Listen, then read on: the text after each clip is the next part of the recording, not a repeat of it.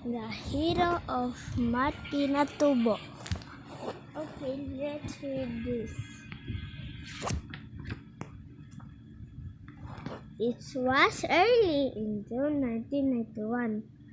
My father brought me to this office this day to witness something amazing. Oh, I forgot to introduce myself. I'm Tauro, and my father is Raimundo. He's a scientist who studies volcanoes and earthquakes. Okay, guys, who is the characters in the story is correct. Let's comment below. Let's go. Next. My father continued to work day and night for the next few days. At times, the world's monitoring data in his computer and other equipment. He was the one that found talking over and over of evacuation, pyroclastic flows, lahar. In their terms, I did quite understand, but I know something discouraging was about to happen.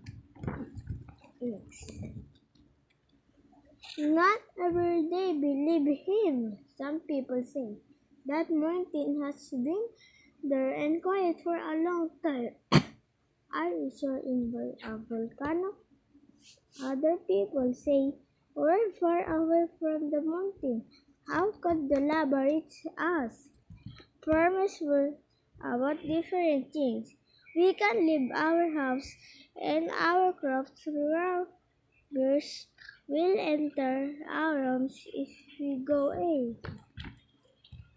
We arrived home late at night, but instead of going to bed, my father stayed up. He told me, "Go bed, anak. I have more work to do." As I tried to fall asleep, I heard my father fussing and mumbling. How will I make our people live?